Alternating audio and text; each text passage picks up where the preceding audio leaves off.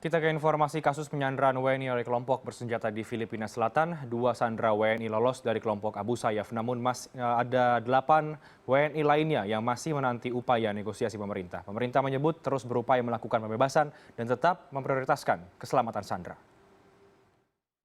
2 warga negara Indonesia yang berhasil kabur dari sekapan kelompok Abu Sayyaf di Filipina telah dipastikan berada dalam keadaan baik. Hal ini dikonfirmasi oleh Menteri Luar Negeri, Retno Marsudi. KBRI juga tengah mengawal pemeriksaan kesehatan 2 ABK tersebut di Filipina untuk kemudian dibawa kembali ke tanah air. Dalam keadaan baik, ya, tentunya proses-proses yang standar seperti pemeriksaan kesehatan dan keterangan lebih lanjut mengenai apa yang dialami oleh yang bersangkutan akan kita dapatkan berikutnya.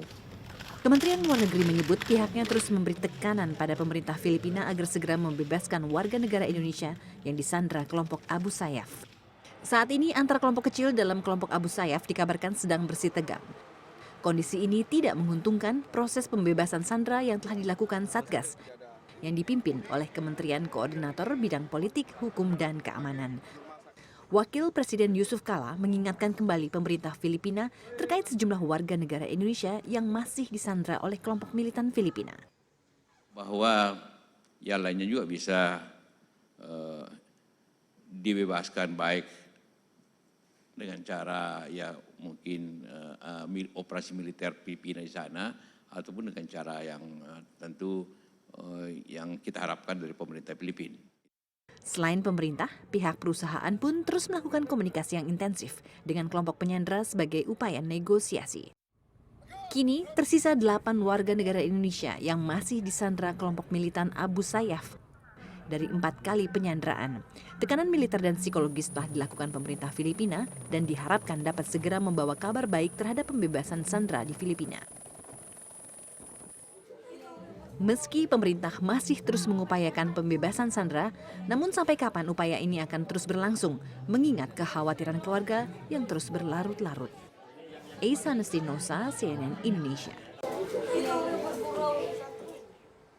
Sementara itu, keluarga anak buah kapal TB Charles di Samarinda mengaku kedua ABK yang lolos bukan melarikan diri, melainkan sengaja dibebaskan penyandera. Kabar mengenai hal ini diperoleh keluarga dari Kementerian Luar Negeri Indonesia. Meski demikian, keluarga belum mendapat kabar pasti tentang pemulangan kedua ABK tersebut.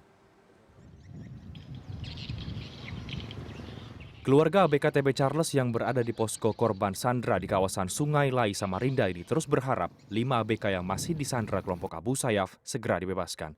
Selain itu mereka berharap 2 ABK bernama M. Sofian dan Ismail yang telah bebas segera dipulangkan ke Indonesia. Mereka menyatakan kedua ABK yang lolos tersebut bukan melarikan diri, melainkan dibebaskan oleh penyandera setelah ada kesepakatan. Namun hingga kini keluarga ABK belum bisa menghubungi para ABK yang bebas.